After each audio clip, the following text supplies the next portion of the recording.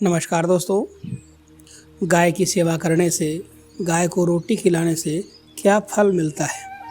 गाय के किस अंग को स्पर्श करने से शरीर के रोग नष्ट होते हैं? गाय को नमस्कार करने से क्या फल मिलता है? इससे मनुष्य को कितना फ़ायदा मिलता है? आज इस प्राचीन महाकथा के माध्यम से हम आपको बताते हैं। तो चलिए बिना देरी किए हुए आपको सुनाते हैं गौ माता की यह महान कथा। दोस्तों, एक बार देवर्षि नारद भगवान श्री कृष्ण से मिलने के लिए द्वारका नगरी में पधारते हैं। भगवान श्री कृष्ण के पास आकर नारद जी उन्हें प्रणाम करते हैं। देवर्षि नारद को देखकर भगवान श्री कृष्ण प्रसन्न हो जाते हैं और पूछने लगते हैं, हे देवर्षि, आपका द्वारका में स्वागत है। आज किस प्रयोजन से द्वारका में आने का आपने निर्णय लिया है? देवर्षि नारद हर्ष के साथ कहने लगते हैं, हे प्रभु, आप तो सब कुछ जानते हैं, फिर भी इस दास से पूछ रहे हैं। भला आपसे कोई बात छिपी हुई है? मेरे मन में क्या प्रश्न है, आपको भली भांति पता है। भगवान श्री कृष्ण कहते हैं, हे देवर्षि, मैं आपकी द्विधा को जानता हूँ और यह भी जानता हूँ कि आप समस्त मनुष्य जाति के कल्याण के लिए ही पूछ रहे हैं। समस्त मनुष्य जाति के कल्याण के लिए ही आप यहाँ पर पधारे हैं। आप निसंकोच होकर प्रश्न पूछिए, आपके मन में जो भी प्रश्न है। फिर देवर्षि कहने लगते हैं, हे प्रभु, यदि आप चाहते हैं तो मैं आपसे एक प्रश्न पूछने की चेष्टा करता हूँ। प्रभु, मैं आज पृथ्वी लोक का भ्रमण कर रहा था तो मैंने बड़ा ही विचित्र दृश्य देखा। मैंने देखा कि कुछ दुष्ट मनुष्य गायों को मार रहे थे, वहीं दूसरी ओर कुछ मनुष्य गायों की पूजा भी कर रहे थे। तो प्रभु, यह दृश्य देखकर मुझे बड़ी व्यथा हुई। मनुष्य खुद के स्वार्थ के लिए निष्पाप पशुओं पर अत्याचार क्यों करता है?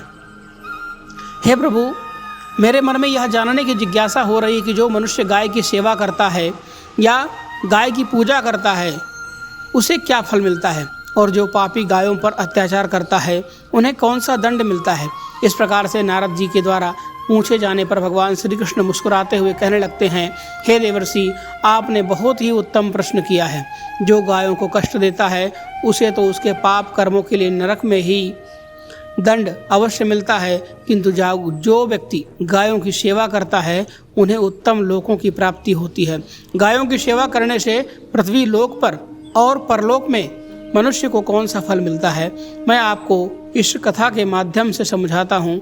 हे देवर्षि, आप इस कथा को ध्यान से पूरा ज़रूर सुनिएगा। इस कथा को जो भी मनुष्य सुनता है और इसका प्रचार करता है उसके समस्त पाप नष्ट हो जाते हैं, उसे धन धान्य की प्राप्ति होती है और मृत्यु के बाद वह मेरे धाम को आ जाता है। देवर्षि नारद कहने लगते हैं, हे प्रभु, यह मेरे सौभाग्य हैं कि आपके मुख से मुझे यह कथा सुनने को मिल रही है। मैं इस कथा को ध्यान से पूरा सुनूंगा और इसका प्रचार मनुष्यों में ज़रूर करूंगा। दोस्तों, वीडियो में आगे बढ़ने से पहले आप सभी से निवेदन है कि वीडियो को लाइक करना मत भूलिएगा, चैनल को भी सब्सक्राइब कर लीजिए और कमेंट बॉक्स में जय श्री कृष्ण ज़रूर लिखिएगा। दोस्तों, भगवान श्री कृष्ण कहते हैं, हे देवर्षि, प्राचीन काल की बात है। पृथ्वी लोक पर वैवस्वत मनु के वंश में एक दिलीप नाम के राजा हो गए हैं। महाराजा दिलीप धर्म का पालन करने वाले गुणवान, चरित्रवान तथा महापराक्रमी थे। उन्होंने धर्मपूर्वक पृथ्वी का पालन किया और अपनी प्रजा को सदैव ही प्रसन्न रखा। उनकी प्रजा सदैव उनसे संतुष्ट रहती थी। मगध देश की राजकुमारी सुदक्षिणा महाराज दिलीप की पत्नी थी। महाराज दिलीप और महारानी दक्षिणा बड़ी ही प्रसन्नता से रहने लगे थे, किंतु अनेक वर्ष बीत जाने के बाद भी महारानी के गर्भ से कोई संतान नहीं हुई। तब महाराज दिलीप एकांत में बैठकर सोचने लगे कि मैंने कभी कोई पाप नहीं किया है और मैंने सदैव ही धर्म के मार्ग पर चलकर ही सभी कार्य किए हैं, फिर भी मेरे किस दोष के कारण मुझे संतान प्राप्ति नहीं हो रही है। इतना सोचकर वो बहुत चिंतित हो गए। फिर उनके मन में एक विचार आया कि इस समस्या का समाधान केवल गुरु वशिष्ठ जी ही कर सकते हैं। वो ही मुझे मेरे दोष के बारे में बताएंगे और पुत्र प्राप्ति के लिए कोई उपाय बताएंगे। इतना सोचकर महाराज दिलीप अपनी पत्नी के साथ गुरु वशिष्ठ जी के आश्रम में पहुंच गए। आश्रम पर वशिष्ठ जी नित्य कर्म, ध्यान आदि कार्य समाप्त करके अपनी पत्नी अरुंधति के साथ बैठे हुए थे। उसी समय महाराज दिलीप रानी के साथ उनके पास जाते हैं और उनका दर्शन करते हैं। वशिष्ठ जी ने महाराज दिलीप का स्वागत किया और उनकी पत्नी अरुंधति ने महारानी का स्वागत किया और उनका कुशल मंगल पूछते हुए उन्हें आशीर्वाद प्रदान किया। वशिष्ठ जी महाराज दिलीप से कहने लगे, हे राजन, सब कुशल मंगल तो है ना? आप और महारानी का आज अचानक वन में मेरी कुटिया में पधारने का क्या प्रयोजन है? किस कारण से एक महान सम्राट को अपना राजपाट छोड़कर इस वन में आना पड़ा? राजा महाराजा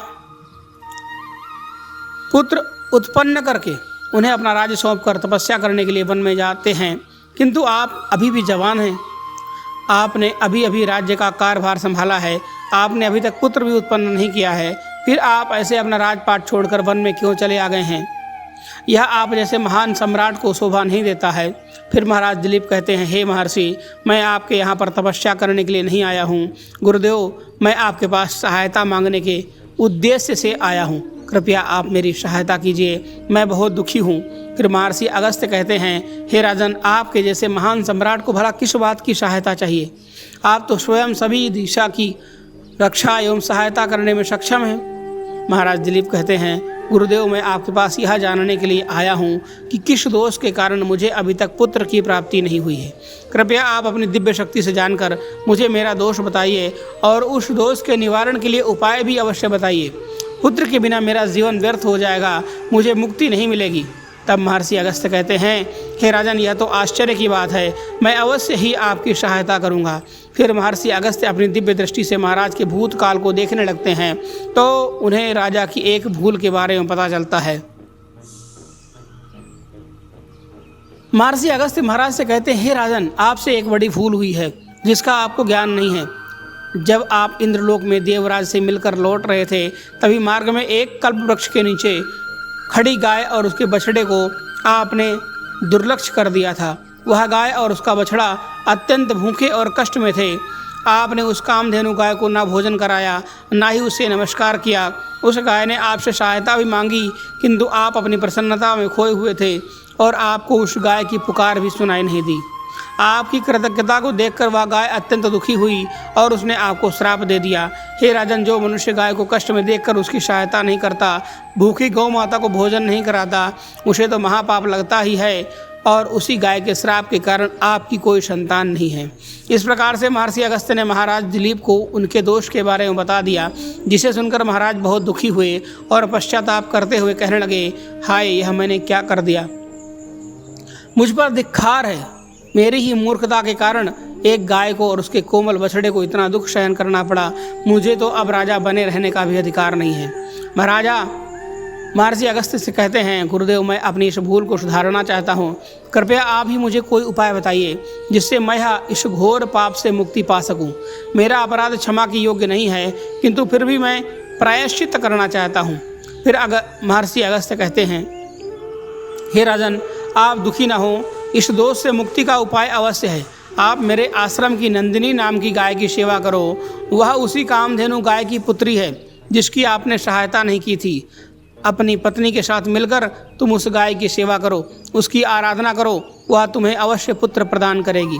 तभी वह नंदिनी गाय बाहर से उस आश्रम में प्रवेश करती है। उस गाय को आता देखकर महर्षि अगस्त्य बोले, हे राजन, देखिए, केवल स्मरण करने मात्र से ही कल्याण करने वाली यह नंदिनी गाय स्वयं चलकर आई है। आप भाग्यशाली हैं, यह गाय निश्चित ही आपके दुख को दूर करेगी। आप वन में इस नंदिनी गाय के पीछे पीछे चलकर इसकी सेवा करो, जंगल में रहने वाले हिंसक पशुओं से इसकी रक्षा करो और आश्रम में लौट आने पर रानी इस गाय की सेवा करें। इसे प्रसन्न होकर यह गाय तुम्हें ही निश्चित ही पुत्र प्रदान करेगी। फिर महाराज दिलीप ने ऐसा ही करने का वचन दिया। फिर दूसरे दिन सुबह महारानी ने गाय की पूजा की और महाराज उस गाय को चराने के लिए वन में लेकर गए। जब वह गाय चलने लगती तो महाराज उसके पीछे पीछे चलते, इधर उधर से हरी हरी घास लाकर उस गाय को खिलाने लगते। जब वह गाय किसी वृक्ष के नीचे बैठती तो महाराज भी उसके साथ बैठकर विश्राम करते। महाराज उस गाय के शरीर से डंस और मच्छरों को हटाते और अपने हाथों से उसके मस्तक को सहलाए। इस प्रकार से महाराज उस गाय की सेवा में लगे रहे। जब शाम हुई तो महाराज उस गाय के साथ आश्रम में लौट आए। आश्रम में पहुंचते ही उस गाय ने अपने खुरों से महाराज पर धूल उड़ाई, जिससे महाराज का शरीर पवित्र हो गया और उसके सभी पाप नष्ट हो गए। फिर महारानी ने आगे आकर नंदिनी की अगवानी की और विधिपूर्वक उस गाय का पूजन किया तथा बारंबार उसके चरणों में मस्तक झुकाया। फिर उस गाय की प्रदक्षिणा करके हाथ जोड़कर वह उसके आगे खड़ी हो गई। फिर उस गाय ने उस रानी की पूजा को स्वीकार किया और रानी पर अपनी दृष्टि डालकर उसके सभी दोष समाप्त कर दिए। गाय की दृष्टि पड़ते ही रानी अत्यंत पवित्र हो गई। इस प्रकार से महाराज दिलीप को उस नंदिनी गाय की सेवा करते हुए 20 दिन बीत गए। फिर 21वें दिन जब महाराज गाय को लेकर वन में चले गए तो वह गाय चढ़ते चढ़ते हिमालय पर्वत पर चली गई और महाराज भी उसके पीछे पीछे चले गए। वहाँ उस पर्वत पर खड़े होकर महाराज उस हिमालय पर्वत की सुंदरता को निहार रहे थे। इतने में ही एक शेर ने आकर उस नंदिनी गाय को बलपूर्वक दबोच लिया। राजा को उस शेर के आने की आहट तक नहीं हुई। उस शेर के चंगुल में फंसी नंदिनी ने दयनीय स्वर से बड़े जोर से चित्कार किया, महाराज मेरी रक्षा करो, हे महाराज मेरी रक्षा करो। जैसे ही महाराज ने उस गाय की पुकार सुनी तो उन्होंने देखा कि एक भयंकर शेर ने उस गाय को दबोच लिया है और उस गाय की आंखों से आंसुओं की धारा बह रही है, जिसे देखकर महाराज व्यथित हो उठे और उन्होंने तुरंत ही अपना बाण निकाला और धनुष की डोरी पर रखा और उस शेर को मारने के लिए प्रत्यंचा खींची। उसी समय शेर ने महाराज की तरफ देखा। उस शेर की दृष्टि पड़ते ही महाराज का शरीर स्तब्ध हो गया, उनकी शक्ति क्षीण हो गई, उनका सारा बल नष्ट हो गया। अब उनके अंदर उस बाण को छोड़ने की भी शक्ति नहीं रही। फिर वह शेर उस महाराज से बोलने लगा, राजन मेरे ऊपर प्रहार करना तुम्हारे बस की बात नहीं है, क्योंकि भगवान शिव मेरी ही पीठ पर बैठकर नंदी पर बैठते हैं। मेरी ही पीठ पर पैर रखकर नंदी पर बैठते हैं, इसलिए तुम मुझे मारने की चेष्टा मत करो और यहाँ से लौट जाओ। विधाता ने इस गाय को आज मेरा ग्रास नियुक्त किया है, इसलिए तुम इसमें दखल मत दो। मैं जानता हूँ तुम सूर्यवंश में जन्मे हुए राजा दिलीप हो। इस हिमालय पर्वत पर भगवान शिव की बड़ी माया फैली हुई है, इसलिए तुम तुरंत ही यहाँ से निकल जाओ। फिर महाराज बोलने लगे, हे मृगराज कृपया आप इस गाय को ना मारें। यह महर्षि वशिष्ठ जी की संपूर्ण मनोरथ को पूर्ण करने वाली नंदिनी गाय है।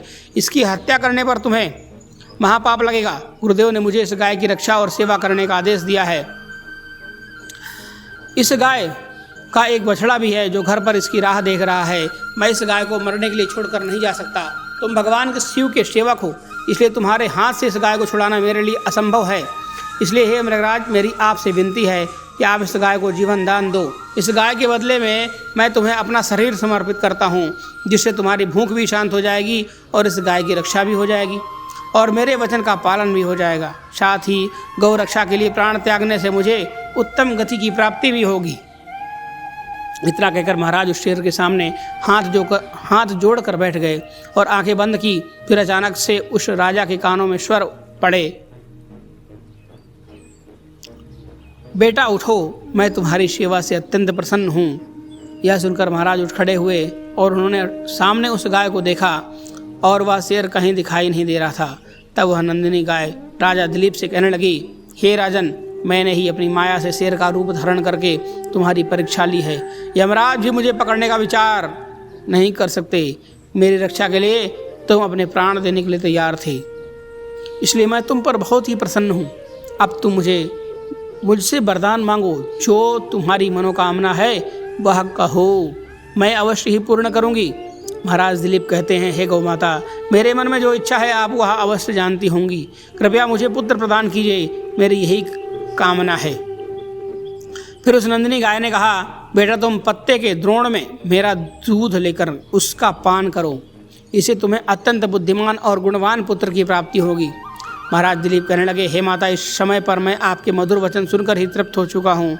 अब आप मेरे साथ आश्रम पर चलिए और मैं आपकी पूजा आराधना करके तथा मेरे अनुष्ठान को पूरा करके आपके अमृत समान दूध का पान करता हूँ। इसके बाद महाराज दिलीप उस गाय को लेकर आश्रम में चले गए। आश्रम में पहुंचने पर महारानी ने आगे आकर उस गाय का पूजन किया। तब उस गाय ने कहा, महारानी आप मेरी पीठ को स्पर्श करें, इससे आपको अत्यंत गुणवान, बलवान और विद्वान पुत्र की प्राप्ति होगी। फिर महारानी ने गाय की पीठ को स्पर्श किया। महाराज और महारानी ने उस गाय की विधिवत पूजा आराधना की और उनके अमृत के समान दूध को प्रसाद समझकर ग्रहण किया। और उन दोनों की प्रसन्नता देखकर महर्षि वशिष्ठ कहने लगे, हे राजन, अब यह गाय तुम दोनों पर प्रसन्न है, तुम्हारी मनोकामना अवश्य पूर्ण होगी। जो भी मनुष्य गाय की सेवा करता है, उसे भोजन कराता है, उसकी प्रदक्षिणा करता है, उसके सभी मनोरथ सफल होते हैं। जो भी गाय की रक्षा करता है उसकी कभी दुर्गति नहीं होती है। मृत्यु के बाद वह गोलोक में जाता है, भगवान श्री कृष्ण के साक्षात दर्शन करने का सौभाग्य उसे प्राप्त होता है। जो श्रद्धापूर्वक गाय का दूध पीता है वह सभी रोगों से दूर रहता है। जो गाय की पीठ पर जो कुबड़ होता है उसे स्पर्श कर लेता है तो उसके सभी दोष और सभी पाप नष्ट हो जाते हैं। जो गाय का दान करता है वह बैतरणी नदी को गाय की पूंछ पकड़कर पार कर लेता है। जो स्त्री रोज गाय को रोटी खिलाती है वह सौभाग्यशाली बन जाती है। गाय समस्त पापों का नाश करने वाली और सभी मनोरथों को पूर्ण करने वाली है। अतः सदैव इसका रक्षण, पूजन तथा इसे भोजन करना चाहिए। इतना करने से ही मनुष्य सभी ऐश्वर्य को प्राप्त कर लेता है, उसकी दरिद्रता समाप्त हो जाती है। फिर भगवान श्री कृष्ण कहते हैं, हे देवर्षि, इस प्रकार से महाराज दिलीप द्वारा गाय की सेवा करने से उन्हें एक पुत्र की प्राप्ति हुई जिसका नाम रघु रखा गया, जिसके नाम से इस पृथ्वी पर सूर्यवंश की ख्याति हुई और बाद में उसका वंश रघुवंश नाम से प्रसिद्ध हुआ। तो दोस्तों, आप भी नित्य गाय की सेवा करें, रोज़ गाय को रोटी खिलाएं, गाय की रक्षा करें। आपको यह कथा कैसी लगी कमेंट करके ज़रूर बताइएगा। जानकारी अच्छी लगी हो तो वीडियो को लाइक करें, कमेंट करें और जय श्री कृष्णा ज़रूर लिखिए दोस्तों। साथ ही हमारे इस चैनल को सब्सक्राइब कर लें, जिससे जीवन में आपको इसी तरह की जानकारियाँ मिलती रहें। दोस्तों, गाय की सेवा करने से, गाय को रोटी खिलाने से क्या फल मिलता है? गाय के किस अंग को स्पर्श करने से सभी रोग नष्ट हो जाते हैं, ये तो आपने आज की इस वीडियो में जान लिया है। मिलते हैं एक नई वीडियो में एक नई जानकारी के साथ। तब तक के लिए धन्यवाद। हर हर महादेव। दोस्तों, वीडियो को लाइक करना मत भूलिएगा और चैनल को सब्सक्राइब करके वीडियो को शेयर भी करिएगा, जिससे और सभी लोगों तक यह जानकारी सभी को मिल सके। धन्यवाद आप सभी का।